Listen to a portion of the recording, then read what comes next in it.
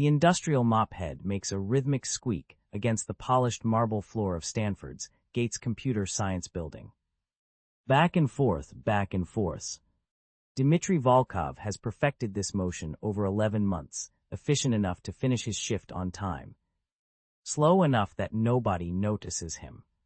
Tonight, like most nights, he's not alone. Through the half-open door of Lecture Hall C, Professor Lawrence Hendricks' voice carries the weight of absolute certainty. The Hendricks Impossibility Theorem is not a hypothesis, ladies and gentlemen. It is not a theory awaiting validation. It is the mathematical bedrock upon which 3 decades of computational complexity theory has been built. Dimitri's mop pauses mid-stroke. He shouldn't stop. His supervisor has already written him up twice for inefficient time management, code for being caught reading equations on whiteboards instead of erasing them. But Hendricks is lecturing on constraint satisfaction problems. And Dimitri has spent the last 4 months filling a notebook with observations about those exact constraints. The mop handle leans against the wall. His feet carry him forward before his mind can object. The lecture hall is packed, a special evening symposium for graduate students and visiting faculty. Dimitri slips into the back row, making himself small. His janitor's uniform, navy blue with Stanford facilities embroidered on the chest, suddenly feels like it's glowing. Hendricks commands the front of the room like a conductor before an orchestra. Silver hair perfectly styled, suit that probably costs more than Dimitri's entire year's salary. Behind him, the projection screen displays a proof tree so complex it looks like abstract art. The fundamental assumption, Hendricks continues, gesturing at a highlighted section, is that certain constraint networks cannot be decomposed beyond a specific threshold.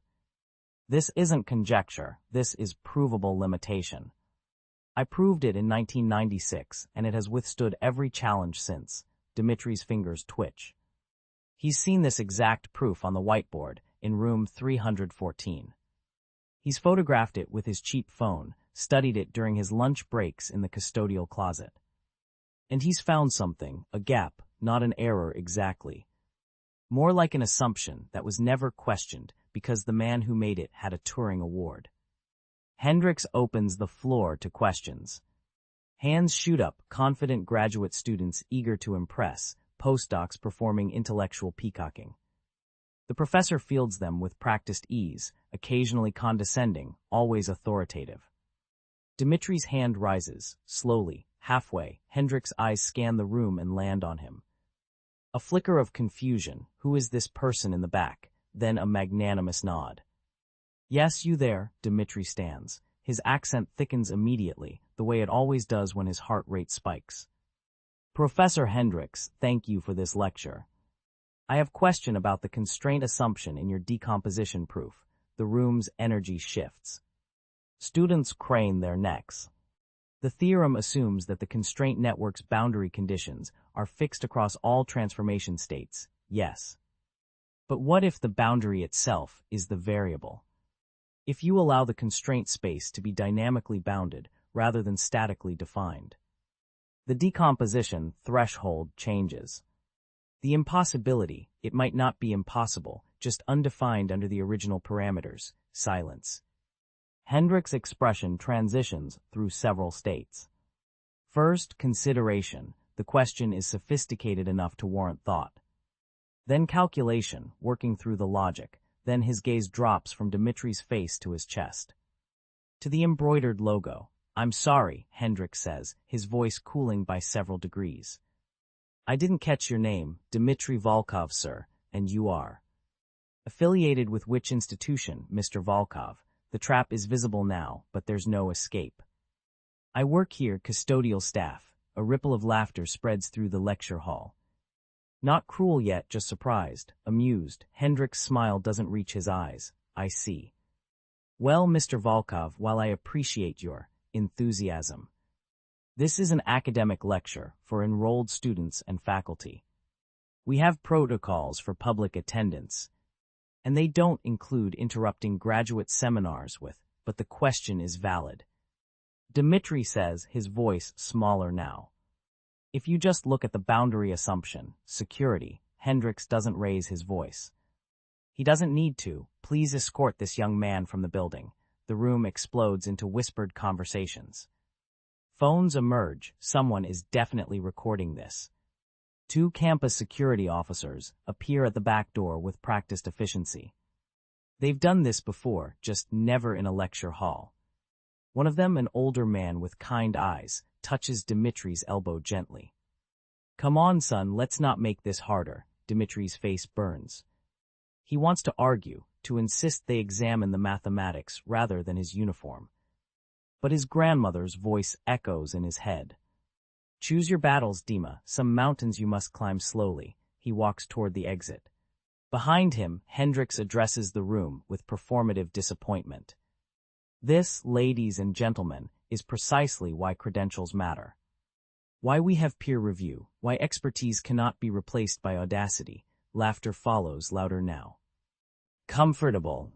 Mathematics is not a democracy where everyone's opinion holds equal weight. The door closes behind Dimitri with a pneumatic hiss. He stands in the hallway, the sound of continued laughter muffled by thick walls. His reflection stares back from the building's glass doors, a thin young man in an ill-fitting uniform, holding a mop like a spear after the battle is lost. The security officers haven't followed him out. They're probably waiting inside to ensure he actually leaves. Dimitri walks toward the exit, each step echoing in the empty corridor. But before pushing through the doors, he stops, sets down the mop, reaches into his backpack. The notebook is worn at the edges, held together with duct tape. He opens it to a random page, dense mathematical notation, proof trees, constraint diagrams. Hundreds of pages, 4 months of work during lunch breaks, after shifts, in the hours before dawn when sleep wouldn't come. Through the glass, he can see Hendricks resuming his lecture. Students settling back into comfortable certainty. Dimitri tucks the notebook back into his bag. He picks up his mop.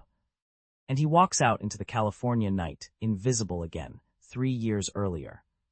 San Francisco International Airport smells like burnt coffee and recycled air.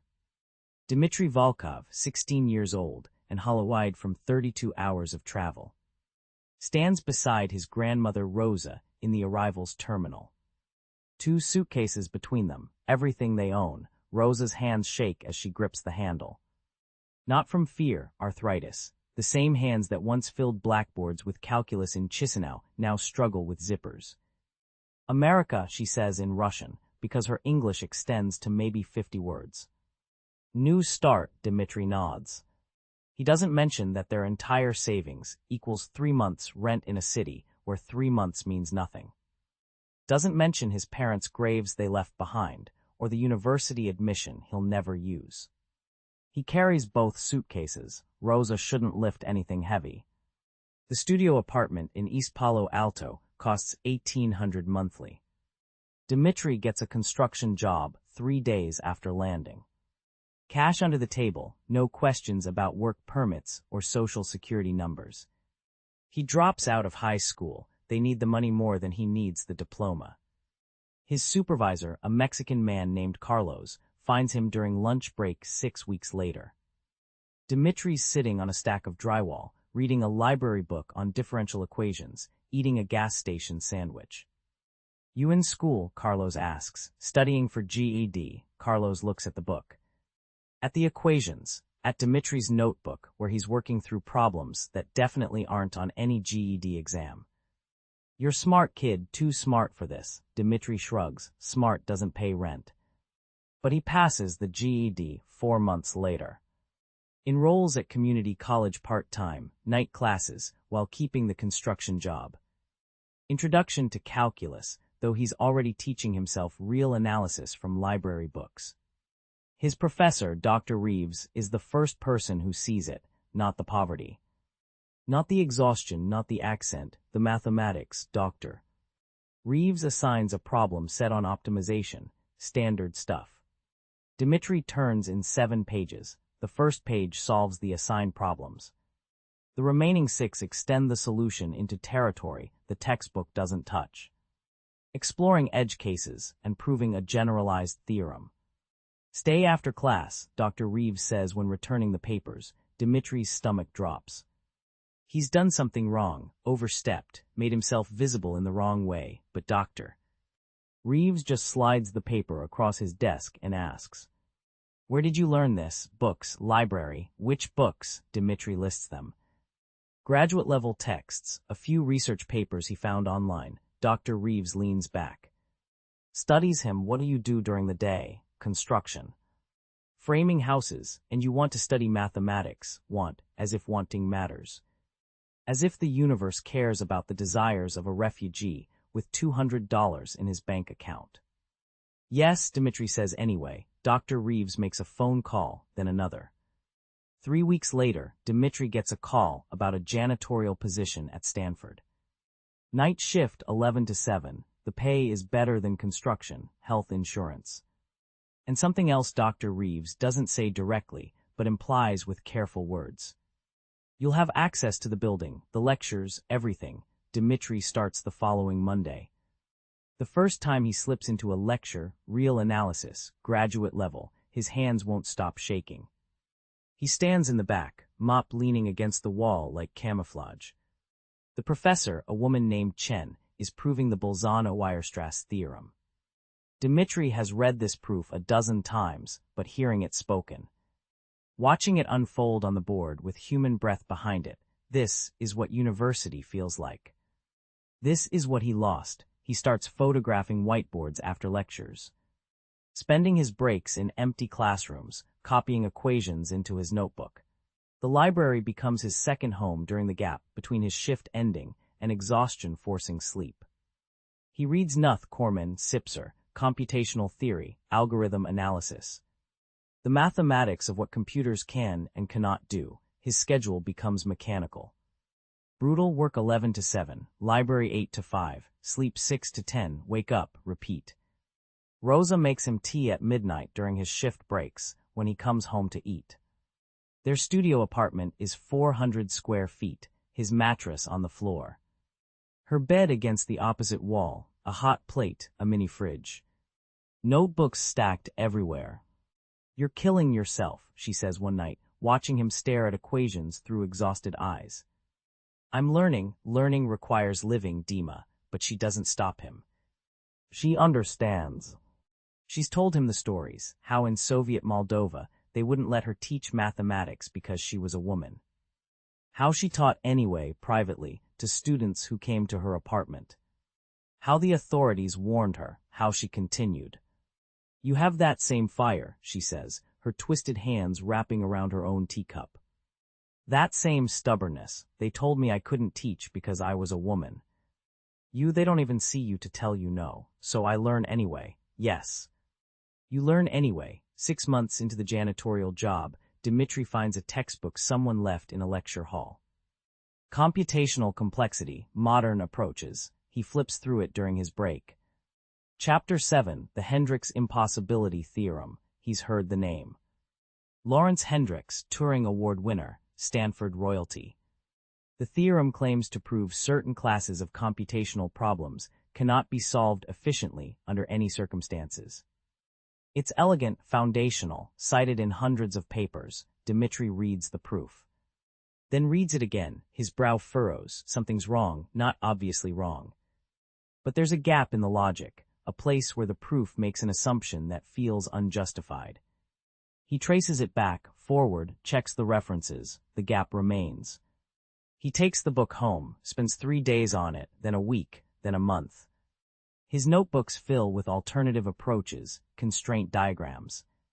Proof trees exploring what happens if you remove Hendricks' central assumption. Rosa finds him at 4 a.m, still working, his shift starting in 7 hours. What is this, she asks. A proof, a famous one, but I think, he stops. The audacity of what he's about to say hits him. I think it's wrong. Rosa is quiet for a long moment. Then are you certain? Not yet, but I think I can prove it. I think I can show Hendricks is wrong. She looks at him, her grandson. 19 years old, cleaning toilets at one of the world's greatest universities. Claiming to have found an error in the work of a Turing Award winner. Her expression is complex, terrified, proud, heartbroken, hopeful. Then you must try, she says finally. The email from HR arrives at 6:47 a.m., 8 minutes before Dimitri's shift ends. His supervisor, Marcus, delivers it in person. That's how Dimitri knows it's bad. Marcus has kind eyes and 3 kids, and never wanted to be the kind of boss who has to do things like this. I'm sorry, man, they're transferring you, effective immediately. Dimitri's hands still smell like industrial cleaner. He's been scrubbing the 3rd-floor bathrooms for the past hour, the ones the professors use. The ones with the good soap. Where? Undergraduate dorms. East Campus, miles from the computer science building. Miles from the lectures, the whiteboards, the discarded textbooks that contain entire universes. Marcus won't meet his eyes. I tried to fight it, said you're my best worker. They didn't care, Dimitri nods. His throat is too tight to speak. For what it's worth, Marcus says quietly, my daughter's in community college. Pre-med, I tell her about you sometimes. How hard you work. After Marcus leaves, Dimitri sits in the supply closet for 11 minutes. Not crying, just breathing. Then he goes to the library. The computer terminal smells like old coffee and desperation. Dimitri navigates to the Stanford Mathematics Department website. There's a section labeled Paper Submissions. He clicks.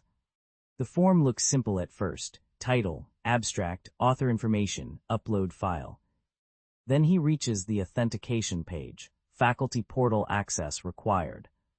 Please log in with your @Stanford edu credentials. He tries the general contact email instead. Writes carefully. Dear Mathematics Department, I have developed a proof related to computational complexity theory that I believe merits review. I am not currently enrolled as a student, but I have been studying independently, and he stops. Reads it back. It sounds insane. It sounds exactly like what it is. A janitor claiming to have solved what a Turing Award winner couldn't. He sends it anyway. The automated response arrives in 40 seconds. Thank you for your interest in Stanford mathematics. Faculty paper submissions should be directed to the faculty portal. For undergraduate research opportunities, please contact your academic advisor. For all other inquiries, please consult our FAQ. Dimitri tries 3 more email addresses from the department directory. All bounce back with variations of the same message. He remembers Dr. Tanaka, the junior professor who was there during the confrontation, whose face showed something other than amusement when Hendricks destroyed him. She has office hours, Tuesdays and Thursdays, 2-4 p.m. His shift starts at 11 p.m. He could go before work. He arrives at her office at 1:47 p.m. on Thursday. The hallway is empty, except for 2 graduate students arguing about tensor calculus near the water fountain. Dimitri sits on the floor outside her door, his notebook on his lap. At 3:30 he hears footsteps, multiple sets, Dr. Tanaka emerges from the stairwell with 2 students, deep in conversation about something involving Bayesian inference. She's heading away from her office, toward the faculty parking lot. Dimitri stands. Dr. Tanaka, but she's already turned the corner, her voice fading as she explains something about prior distributions. He could follow, could call out louder. The security guard at the end of the hall is already looking at him. Dimitri leaves. Friday evening, the department hosts a public colloquium. Recent advances in algorithmic game theory. The poster says all are welcome. Dimitri arrives at 5:45 p.m., 15 minutes early. He's wearing his best shirt, the one Rosa ironed that morning, her twisted hands moving slowly over the fabric. The security guard at the entrance is the same one from the computer science building. They've exchanged nods for 6 months. Dave's face changes when he sees Dimitri approaching the lecture hall. Sorry buddy, can't let you in. The poster says public colloquium. Yeah, well, Dave shifts his weight. He looks uncomfortable. I got a call from administration. You're not allowed in this building anymore. I'm not working. I'm attending a public lecture. I know, man, I know. But those are my orders. Dave's voice drops. Look, I got kids. I can't lose this job over. Just go home, okay? Dimitri stands there for a long moment.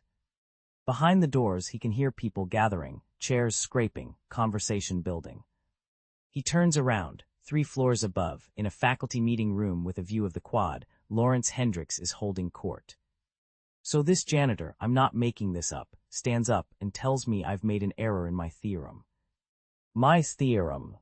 28 years of peer review, and this kid with a mop thinks he's found something. Laughter ripples through the room. 6 full professors, 3 department chairs, all comfortable in leather seats with coffee in university-branded mugs. What did you say? Someone asks. I asked him to explain. He couldn't, of course. Started stammering about constraint assumptions. It was, Hendricks waves his hand.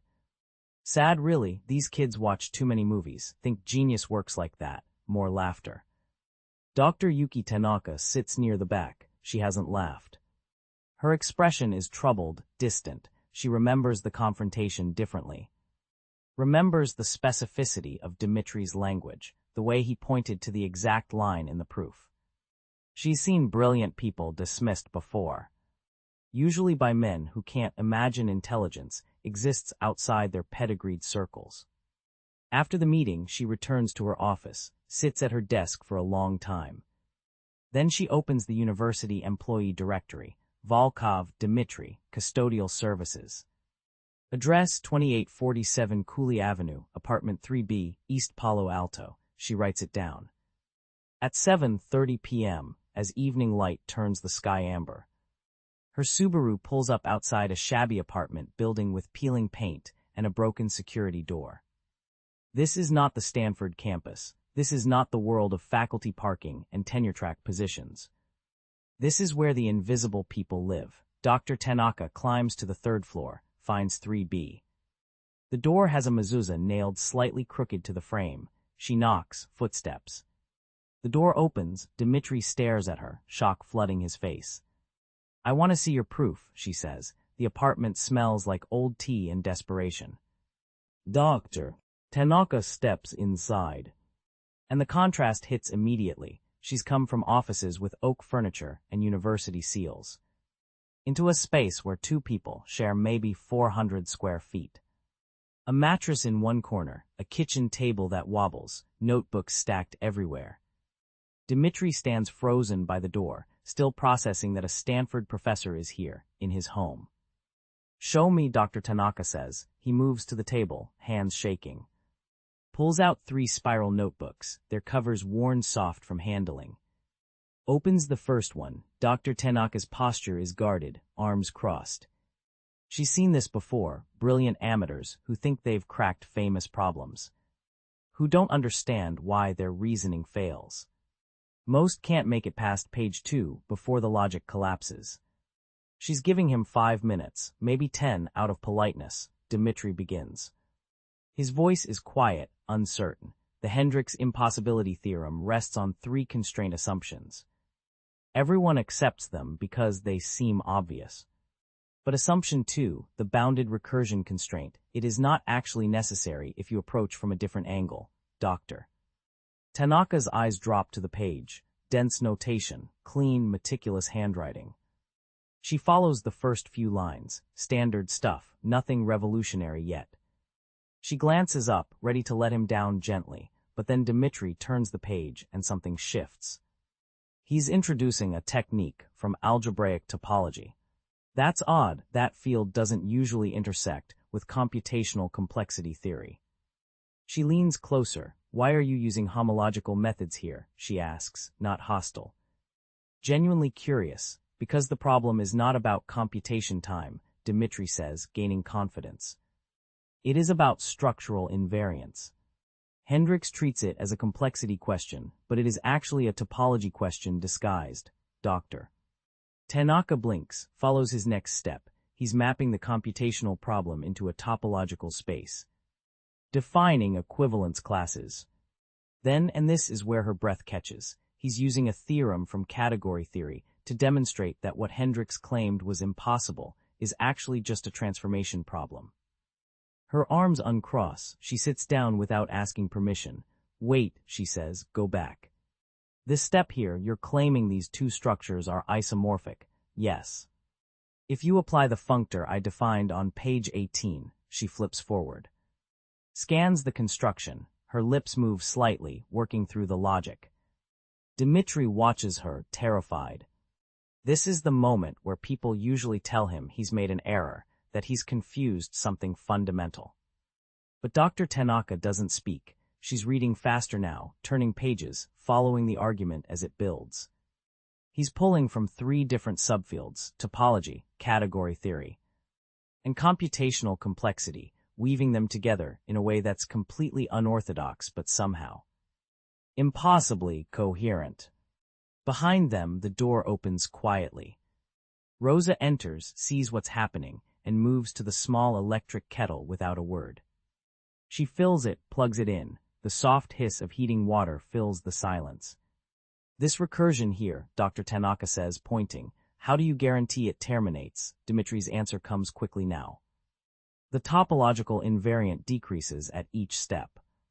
It must reach 0 in finite time because, he flips to another page, shows her a lemma he proved earlier. Dr. Tanaka stares at it, then at him, then back at the page. Oh my God, she whispers. Rosa brings 2 cups of tea, sets them down gently. Watches this young professor lean over her grandson's work with an expression that's transforming from skepticism to something like awe. You're using the Eilenberg-Steenrod axioms to bound the computational space, Dr. Tanaka says.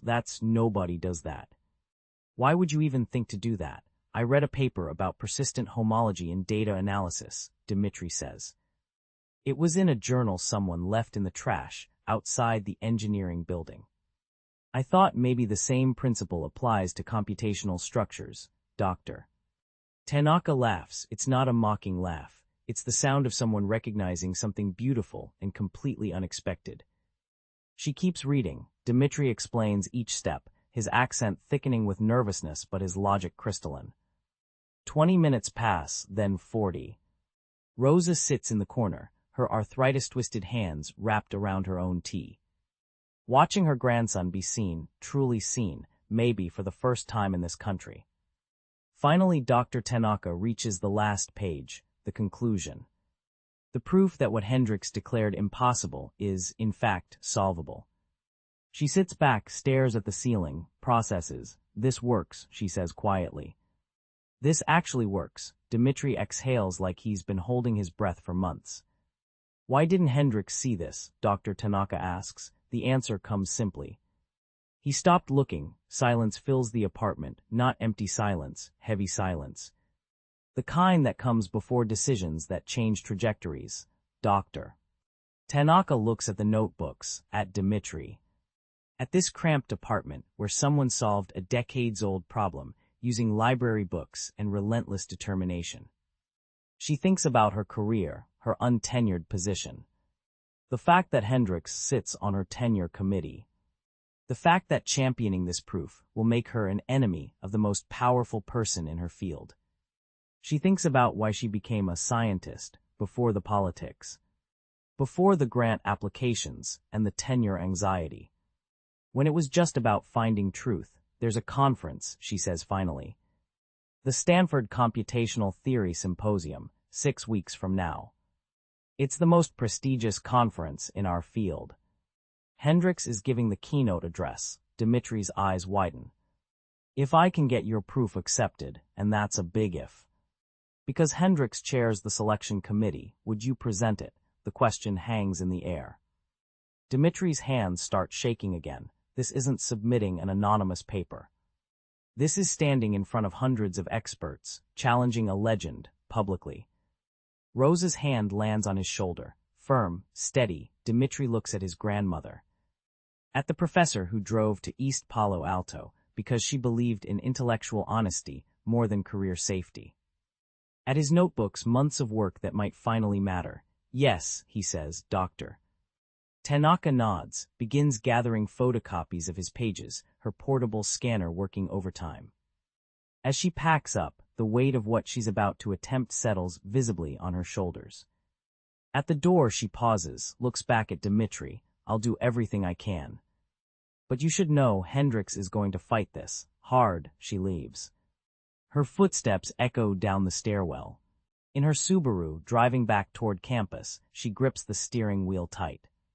The copied proof sits in her passenger seat. Evidence, ammunition, professional suicide. Hendricks is going to destroy me for this, she mutters to the empty car.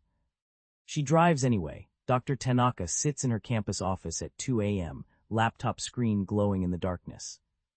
The symposium submission portal is open. Anonymous submission protocol, designed for controversial work. Her cursor hovers over the upload button. Dimitri's proof is formatted, anonymized, ready. Her finger trembles, she clicks. The confirmation email arrives instantly. Submission received, under review. She closes her laptop, drives home, doesn't sleep. The selection committee meets 3 days later in Hendricks' conference room. 12 faculty members around polished mahogany, coffee in Stanford-branded mugs. Hendricks at the head, reading submissions on his tablet. He stops, his jaw tightens. This one, he turns his screen so others can see. Submission 247. Claims to refute the Hendricks Impossibility Theorem. A few committee members lean forward. Most roll their eyes. We don't have time for this nonsense, Hendricks continues. Every year we get cranks who think they've solved Fermat's last theorem, or proven P equals NP. This appears to be the same delusion applied to established theory. Dr. Tanaka sits 3 seats down. Her coffee has gone cold.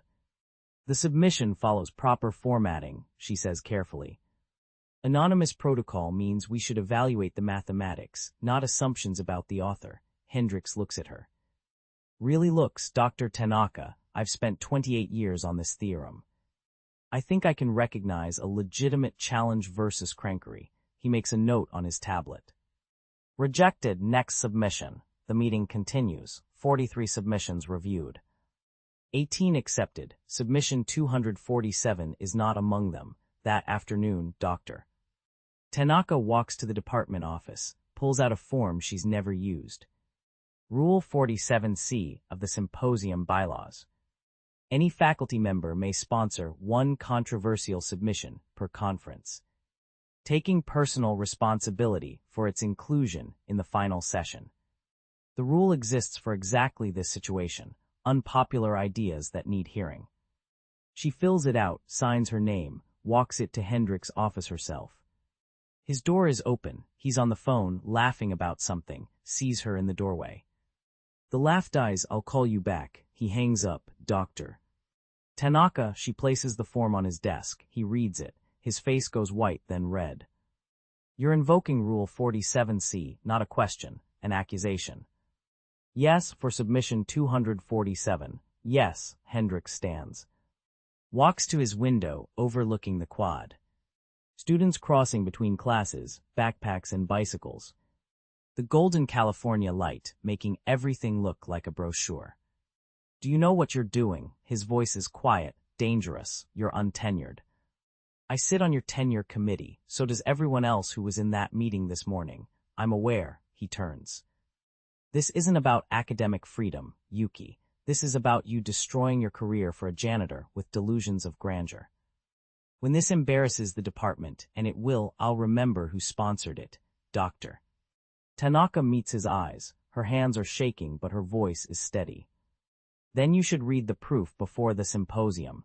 The silence stretches. Hendricks' office suddenly feels very small. Get out, she leaves. Her legs barely carry her to the parking lot. Word spreads within hours.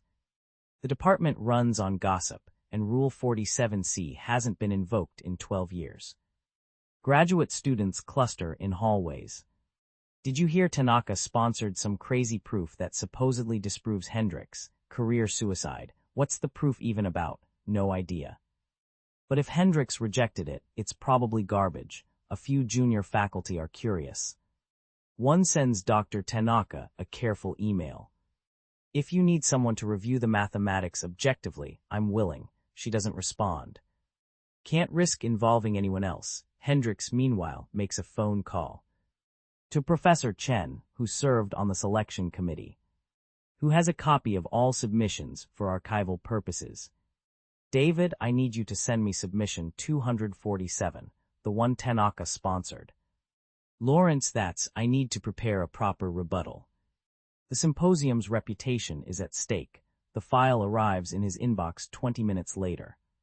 Hendricks closes his office door, locks it, opens the PDF, begins reading. The proof is elegant, unconventional. It approaches the problem from a direction he never considered. Using techniques from graph theory, information entropy, and probabilistic algorithms, three subfields that don't usually intersect. He works through the logic, page after page, his pen marking margins, checking steps, searching for the flaw that must exist. 2 hours pass, the flaw doesn't appear, he reaches the conclusion. The proof is airtight. Everything he's built for 28 years rests on an assumption that this anonymous author just demonstrated is false. Hendricks sits back in his leather chair, his hands are shaking. The Hendricks Impossibility Theorem isn't impossible, just unsolved. And now it's solved, his consulting contracts, his textbook used in 70 universities, his graduate students' dissertations, the Turing Award citation that specifically mentions the theorem. His legacy, all of it based on being wrong. He closes the PDF, opens a blank document. Begins typing, not an acknowledgement, not a gracious concession, a demolition. He can't attack the mathematics, they're correct, but he can attack everything else. The author's credentials, the unconventional approach, the audacity of challenging established theory, the irresponsibility of Dr. Tanaka for elevating crankery. He works for 3 days, building his rebuttal, finding ways to undermine the proof's validity through procedural questions, through appeals to tradition, through anything except the mathematics themselves. Because the mathematics are correct, and that's exactly why they must be destroyed. On the third night, he rehearses in his empty office, speaking to the mirror, perfecting his tone, dismissive, authoritative, final. The symposium will not be hijacked by irresponsible sponsorship of unvetted work. He adjusts his tie. Practices the pause. While the techniques shown here display a certain cleverness, they fundamentally misunderstand the scope of the original theorem, lie. But a lie delivered with enough authority becomes truth. He closes his notebook of attack points, straightens his papers. That janitor will wish he'd stayed invisible. 6 weeks until the symposium. Dimitri stands at a whiteboard in the library's basement study room, marker in hand, explaining his proof to an audience of 1. Dr. Tanaka sits in the front row, arms crossed, watching. He reaches the third lemma. His voice is steady, the mathematics flow naturally. He's explaining the graph-theoretic reduction, the way it sidesteps Hendricks' central assumption when she interrupts. That's not rigorous, Dimitri stops mid-sentence. What? The transition from entropy bounds to computational complexity. Your hand-waving, prove it. His mouth opens, closes. The marker hovers above the board. The proof shows that if we consider the information-theoretic lower bound, jargon. I asked for proof. His hand begins to shake. The marker drops. He stares at the equations, suddenly foreign, suddenly insufficient. Dr. Tanaka stands. Walks to the board, her voice is gentler now. The math doesn't matter if you can't defend it. Hendricks won't politely wait for you to collect your thoughts. He'll interrupt. He'll demand clarification. He'll push until you break. Dimitri picks up the marker. His knuckles are white. Again, she says. From the beginning, they practice every day. Coffee shops where Dimitri sketches proofs on napkins. Library conference rooms. Once in a park, using a stick to draw diagrams in the dirt. Each session follows the same pattern. Dimitri explains. Dr. Tanaka attacks. He stumbles, recovers, stumbles again. His accent thickens under pressure. Words that come easily in his apartment tangle on his tongue in front of her scrutiny. 3 weeks before the symposium, his supervisor finds him asleep in the dorm stairwell. 2 in the morning, mop bucket overturned. Chemical smell of cleaning solution. Volkov. Jesus, you okay? Dimitri jerks awake, disoriented. For a moment, he doesn't remember where he is. Sorry, I'm sorry, I'll finish the 3rd floor. Go home. You're dead on your feet, but home means 3 hours of sleep. then back to the library. Back to the whiteboard, back to Dr. Tanaka's relentless questions. While Hendricks prepares in his office, leather chair, mahogany desk. Espresso machine in the corner, his notes are immaculate. His demolition strategy refined. He practices his dismissive pause, the slight smile that conveys intellectual superiority before he speaks. Dimitri practices in a laundromat at 2 in the morning, the only place open. The only place with a wall he can face, he whispers to himself between the rhythm of washing machines. Explaining, defending. His reflection in the dark window shows a gaunt face, dark circles. The posture of someone carrying weight invisible to others. 4 days before the symposium, something breaks.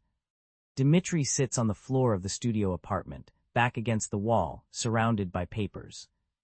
Rosa is making tea in the corner. The kettle whistles. I can't do this. His voice is flat, empty. Rosa brings 2 cups.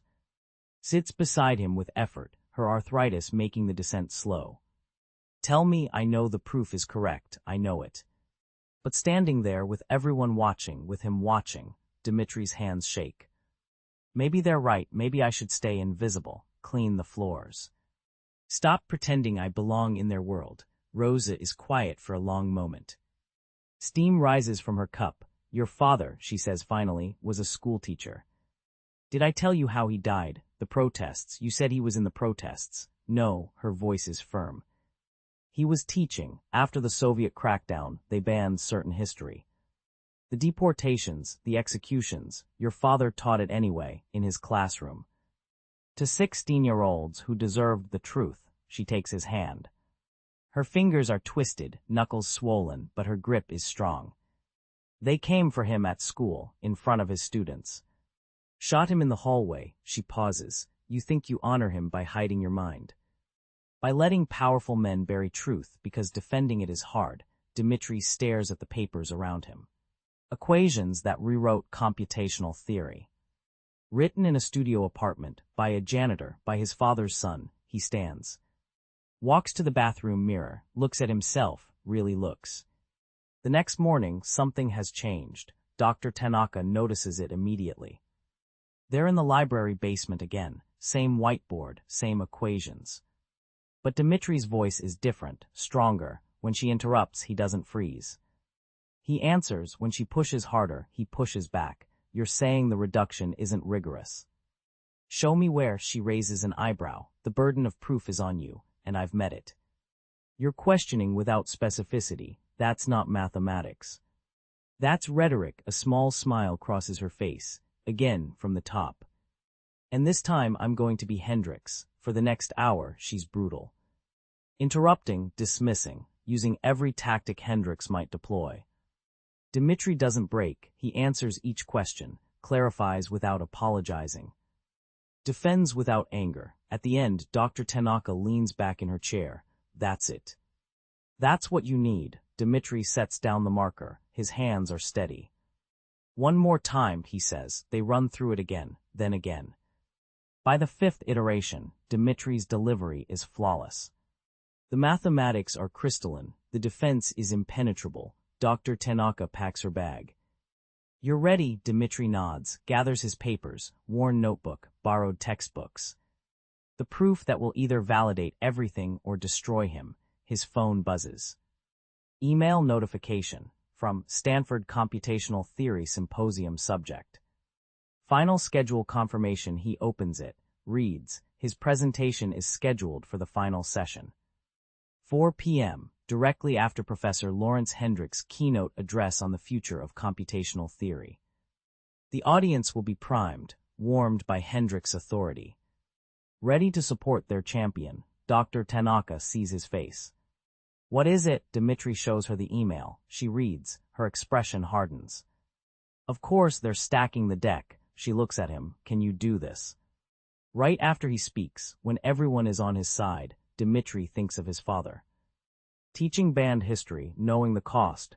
Yes, he says. I can. The janitor's uniform still smells like bleach. Dimitri realizes this as he pushes through the double doors of Stanford's Hewlett Teaching Center. the chemical tang mixing with his sweat.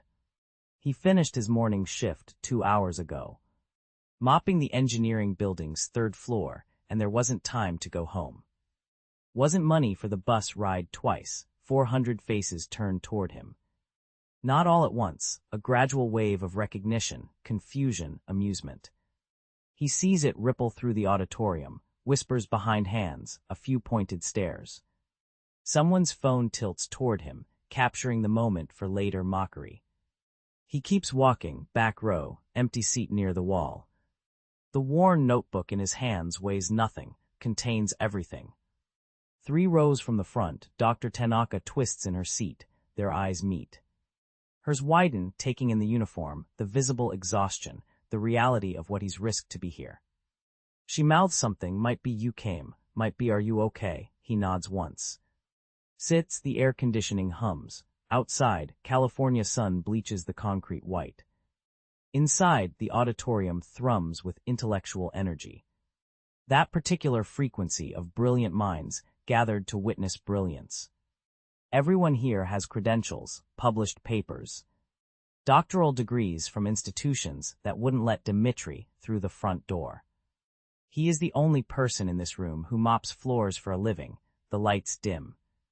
A door opens stage right, and Professor Lawrence Hendricks enters like royalty, returning to his kingdom. The transformation in the room is immediate, visceral, back straighten.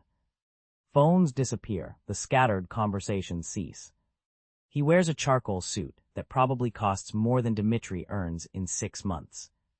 Silver hair perfect, posture that speaks of decades commanding rooms exactly like this one. He doesn't hurry to the podium, doesn't need to, the space bends around him. Good afternoon, his voice fills the auditorium without effort. It's an honor to gather with so many distinguished colleagues. The presentation begins. And it's magnificent. Dimitri watches, transfixed despite himself. As Hendricks weaves through computational theory like a master conductor leading a symphony. The Hendricks Impossibility Theorem emerges not as a defensive position, but as settled fact. Bedrock upon which decades of subsequent work has been built. He references papers, cites implementations, shows how the theorem shaped entire research directions. The audience is mesmerized, nodding, some taking notes though they've surely heard this before.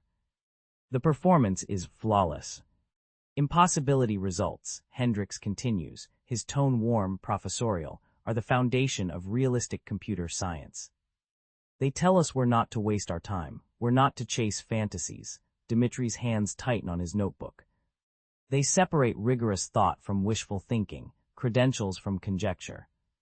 Peer review from, shall we say, enthusiastic amateurism, scattered laughter. Knowing comfortable, the mathematics on screen are elegant. The logic appears airtight. Watching Hendricks present his own theorem, Dimitri understands how it survived 28 years of scrutiny. It's not obviously wrong. The flaw is subtle, buried in assumptions so fundamental that questioning them feels like questioning gravity. But gravity doesn't care what we believe. Hendricks advances to his final slide. Which brings me to this afternoon's closing session. His smile is gentle, almost paternal. Our program includes an unusual presentation, a challenge to certain established results. The room shifts. Interest sharpening, I encouraged the symposium chair to include it. Because witnessing how the peer review process evaluates extraordinary claims is, itself, educational. He pauses. It reminds us why we have standards, why credentials and institutional validation matter. Why we can't simply accept every bold assertion from every passionate voice that believes they've overturned decades of careful work. The laughter is louder now. More confident, Dimitri feels each word like a physical blow. So please stay for the final session. Observe how our field maintains its integrity. How we separate signal from noise. He steps back from the podium. The ovation is thunderous, 400 people on their feet. Applause washing over Hendricks like vindication. He accepts it with practiced humility, nodding, hand over heart. But Dimitri sees the smile, satisfied, certain, the setup is complete. The break feels endless. Dimitri stands, legs numb, and moves toward the bathroom like a man walking to execution. The fluorescent lights are brutal. He grips the sink, stares at his reflection. The janitor uniform's blue shirt is wrinkled, collar frayed. Dark circles beneath his eyes from 6 weeks of 3-hour nights. Hands that shake slightly, chalk dust still under the fingernails. This is insane. They're going to destroy him. Hendricks has primed 400 computational theorists to dismiss anything he says. He's a janitor challenging a Turing Award winner. The mathematics might be perfect, but he can barely breathe right now. And his accent gets thicker when he's terrified. And what made him think he could stand in front of these people? And the door opens. Dr. Tanaka enters, ignoring the gender sign, eyes finding him immediately. Dimitri, he can't look at her. You don't have to do this. Her voice is gentle. We can withdraw, say you're sick, I'll take the heat. You walk out right now, go home, and no one ever has to know. It's the kindest offer anyone has made him in months. The escape route clearly marked. He thinks of his father, schoolteacher in Moldova. Teaching banned history because truth mattered more than safety. The night the secret police came, the choice his father made, Dimitri looks up. Meets her eyes. Yes, he says, I do. The announcement echoes through the auditorium's sound system. Final session. Dimitri Volkov presenting a constructive proof against the Hendricks Impossibility Theorem. He walks down the aisle. Each step impossible, each breath shallow. The notebook in his hands suddenly weighs everything. 400 faces turn toward him, some curious, most skeptical. A few openly amused at the janitor, approaching the stage where Lawrence Hendricks stood minutes ago. He reaches the podium, looks out at the sea of faces, opens his mouth to speak. Nothing comes out, the silence stretches. Dimitri stands at the podium, mouth open, throat completely closed. 400 faces watch him, waiting. The projector hums. His first slide glows behind him, stark white with black text. A constructive proof against the Hendricks Impossibility Theorem. He cannot speak. His hands grip the podium edge, knuckles white. The notebook before him might be written in a language he's forgotten. His prepared opening dissolves like chalk dust. Every eye in the auditorium burns into him. He hears someone whisper, laughter quickly stifled. Professor Hendricks sits front row center, arms crossed, expression unreadable. Dimitri's vision tunnels. This was insane. What made him think? Then he sees her. Back row left side, Rosa, wearing the floral dress she saves for special occasions, hands folded in her lap. Dr. Tanaka must have arranged it, must have sent a car, because his grandmother never takes the bus alone anymore. Their eyes meet across 200 feet of academic theater. She nods once, steady. Certain, the same nod she gave him the morning after his parents died. When he was 7 and didn't understand why they weren't coming back. When the only thing that made sense was the mathematics problem she set before him at the kitchen table. Numbers don't lie, numbers don't leave. Dimitri takes a breath. My name is Dimitri Volkov, he says. His voice is quiet but clear.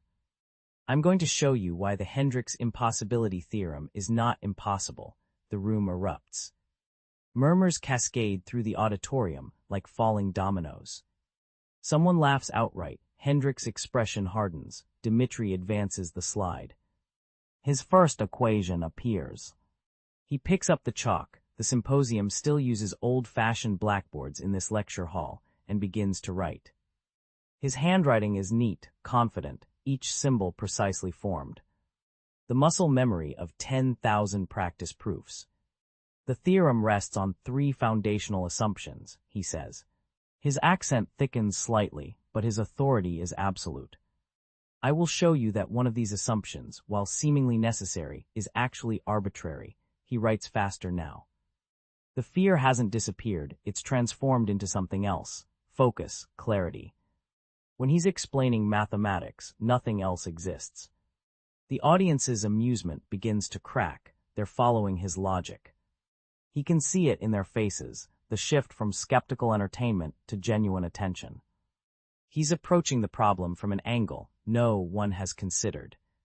Synthesizing quantum complexity theory with graph-theoretic methods in a way that seems obvious only in retrospect. Wait, Hendricks' voice cuts through the auditorium. You're assuming polynomial time reduction. That's not valid here. Every head turns toward Hendricks, then back to Dimitri. The challenge hangs in the air, aggressive, meant to fluster. Dimitri pauses. Sets down the chalk, turns to face Hendricks directly. I'm not assuming polynomial time reduction, he says carefully. I'm constructing it. If you look at line 7, he taps the board. The reduction emerges from the proof structure itself. It's not an assumption. It's a consequence. Silence. Hendricks' jaw tightens. Dimitri turns back to the board.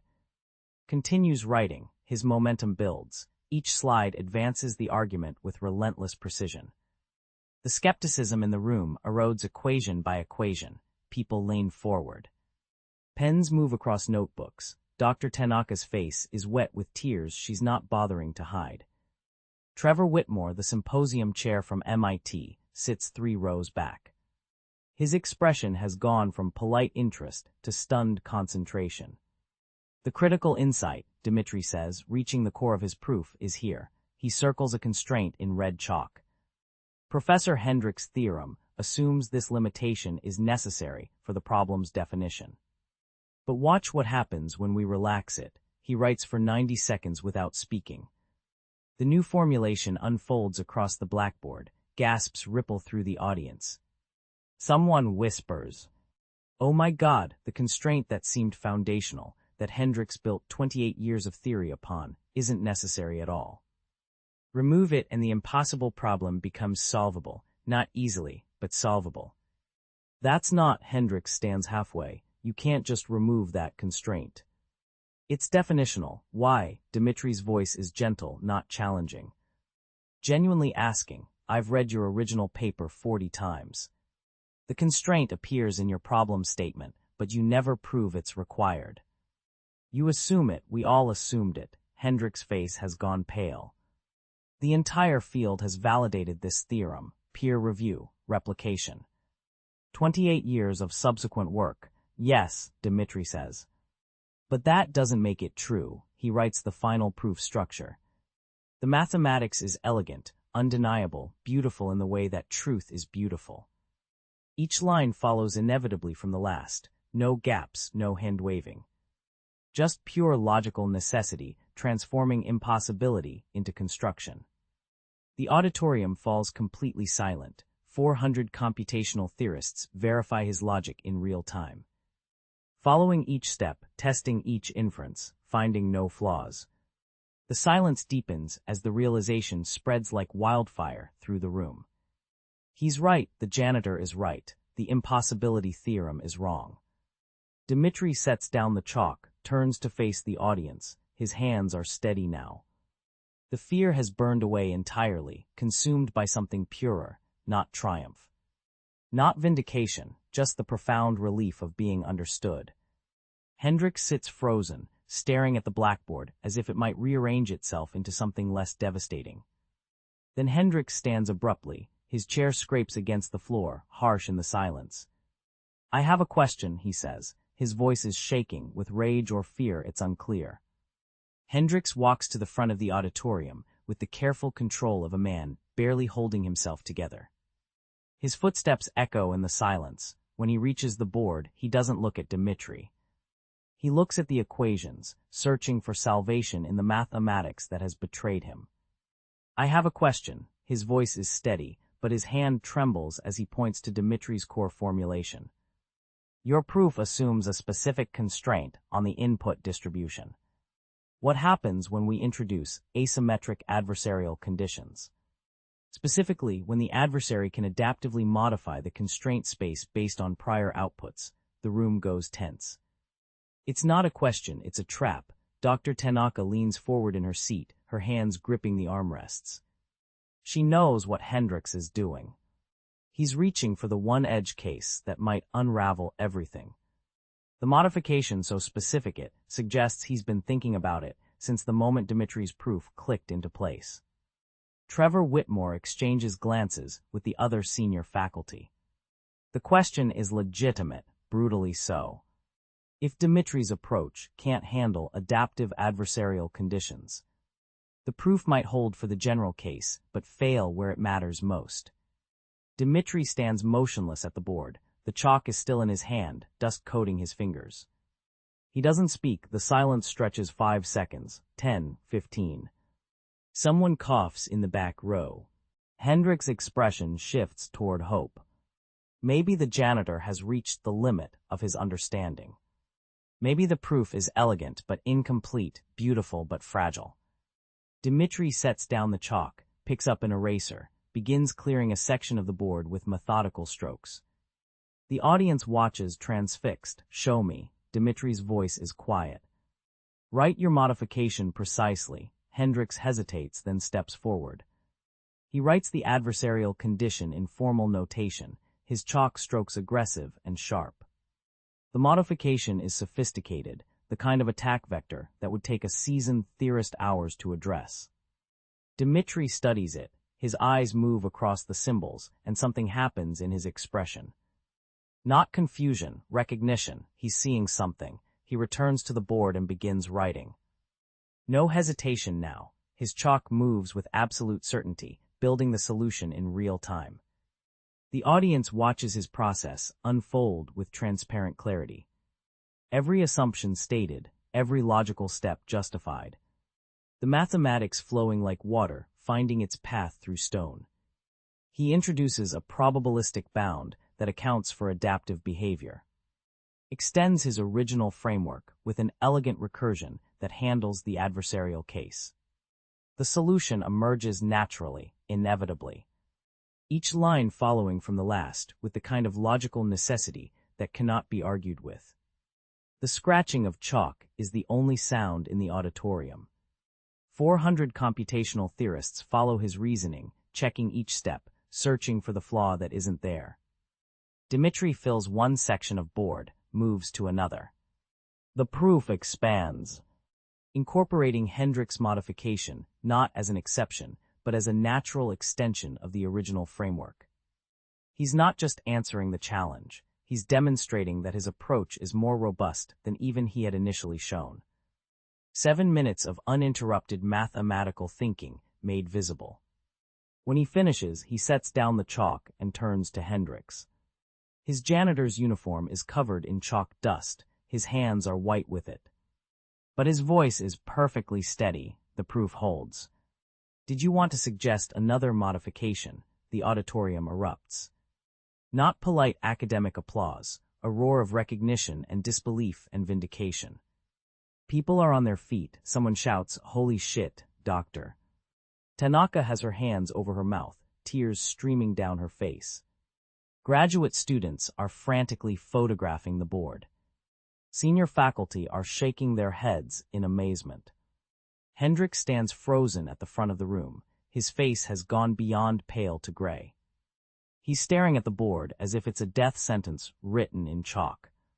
Which, in a way, it is, 28 years of certainty. Of textbooks and citations, and graduate students, and consulting fees, and Turing Award acceptance speeches. All of it built on a foundation that a 19-year-old janitor just proved was sand. Trevor Whitmore rises from his seat in the front row. He walks to the microphone with the gravity of someone about to change history. The applause gradually dies down. I believe we need to formally verify this proof through peer review. His voice carries absolute authority. But if it holds, and I believe it will, this represents a fundamental breakthrough in computational theory. He pauses.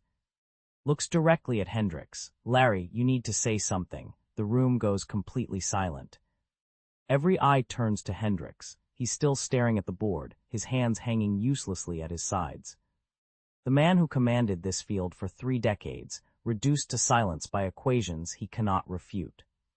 The moment stretches, painful, endless. Finally, Hendricks turns to face the auditorium. His voice, when it comes, sounds like it's being dragged from somewhere deep and broken inside him. The proof appears sound. Each word costs him everything. I was wrong. The admission hangs in the air, not just an intellectual correction. A public dissolution of identity. The Hendricks Impossibility Theorem, the cornerstone of his legacy, proven possible by a janitor he tried to silence. Dimitri steps forward, his voice cuts through the tension, gentle but clear. You weren't wrong to ask the question, Professor. You were wrong to stop asking. The room holds its breath. Then someone starts clapping, another joins, then another. Within seconds, the entire auditorium is on its feet, in a standing ovation that shakes the walls. But this time, they're not clapping for the mathematics. They're clapping for Dimitri. Dr. Tanaka sees them at the back of the auditorium during the ovation. 3 university administrators, clustered together, their expressions urgent. One is on his phone, another is gesturing emphatically.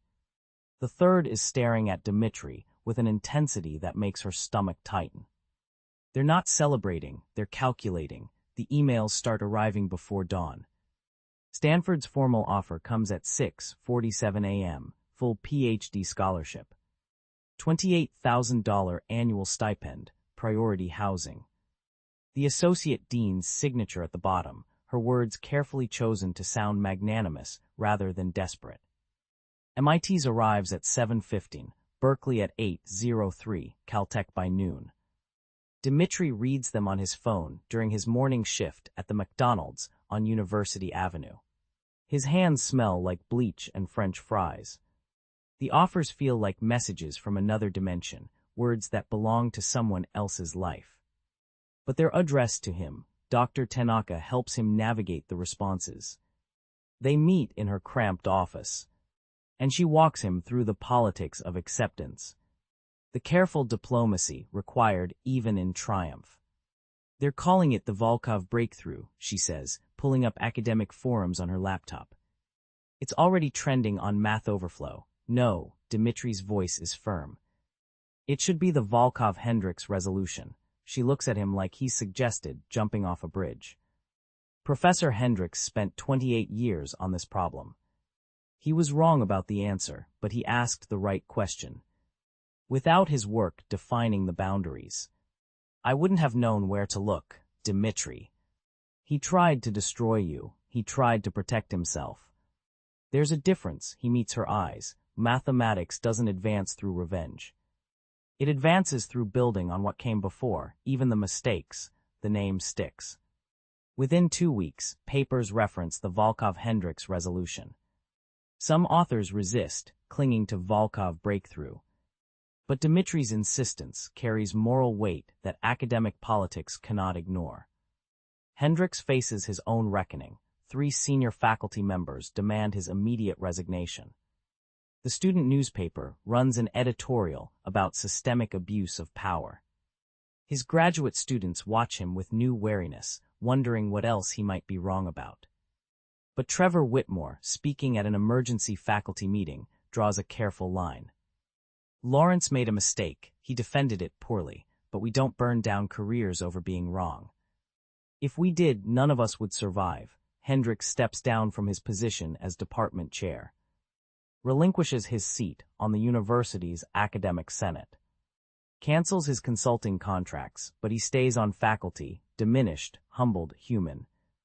The private meeting happens 3 weeks after the symposium. Hendricks requests it through Dr. Tanaka, no witnesses. Just the 2 of them in a small conference room with afternoon light slanting through dusty windows. Hendricks looks older. The silver hair seems gray now, and his expensive suit hangs differently, as if he's physically shrunk. I owe you an apology. His voice lacks its former resonance. Not just for the humiliation in the lecture hall, for nearly burying your proof. For letting my ego matter more than truth. Dimitri nods slowly. I accept your apology. How? Hendricks looks genuinely baffled. How are you not angry? I was angry for weeks, but anger is exhausting and I had work to do. Dimitri leans forward. Mathematics doesn't care about egos, Professor. That's why I love it. 2 + 2 = 4 whether you're a janitor or a Turing Award winner. The equations don't know who's holding the chalk. Hendricks closes his eyes. When he opens them, they're wet. I forgot that. Somewhere along the way, I forgot that. They sit in silence for a long moment. Not comfortable, but honest. Dr. Tanaka receives her tenure notification on a Thursday morning. The letter is brief, professional, but the dean's handwritten note at the bottom says everything. Your judgment was correct. Your courage was remarkable. She reads it 3 times before letting herself cry. The studio apartment in East Palo Alto smells like Rose's cabbage soup when Dimitri arrives home. She's at the stove, her arthritis-twisted hands stirring slowly. He stands in the doorway, the acceptance letter folded in his pocket. Babushka, sit down. She turns, sees his face, immediately wipes her hands on her apron. He tells her everything, the scholarship, the stipend. The fact that she can stop working at the dry cleaner, that they can afford a better apartment, that everything is changing. Rosa reaches up with shaking hands and holds his face. Your father would be so proud, her voice cracks. But I was always proud. Even when you were invisible to everyone else. Tears slide down her weathered cheeks and Dimitri realizes he's crying too. You saw me, he whispers, always Malish. Always, 3 months later, Dimitri walks through Stanford's campus as a registered student. The ID card in his wallet still feels surreal. His backpack contains textbooks he owns, not borrowed. Students pass him without the invisible barrier that used to exist between janitor and scholar. He's heading to his first graduate seminar when he passes the computer science building. Through the ground floor window, he sees her, a young woman in a janitor's uniform, early 20s, pushing a cart. But tucked beside her cleaning supplies are 3 textbooks. She's stolen a moment between tasks to read, her lips moving slightly as she works through a proof. Dimitri stops walking. He recognizes that posture, that hunger. That invisible determination. He enters the building and approaches carefully, not wanting to startle her. Excuse me, she looks up, immediately guilty, already reaching to hide the books. It's okay, he says quickly. I'm Dimitri. Do you like mathematics? Her eyes narrow with suspicion, but also hope. Why? Because I used to mop these same floors. And someone helped me when I needed it most. He sees the moment she recognizes his name. Her eyes widen. I have office hours on Thursdays, he continues. If you ever want to talk about what you're working on, no judgment. No credentials required, just mathematics. She stares at him for a long moment. Then nods once sharp. I'm Maria. Nice to meet you, Maria. If they tell you you're invisible, prove them wrong. Not for revenge, not even for recognition, for truth. Because truth doesn't care about your circumstances. It doesn't check your papers at the border, or judge your accent, or count the zeros in your bank account. Truth just waits, patient, eternal, for someone brave enough to see it. 2 days later, Maria appears at his office hours. They work through a problem together at the whiteboard, her questions sharp and hungry, his answers patient and precise. The cycle continues, grace given, grace returned, mathematics, indifferent to everything except what's true.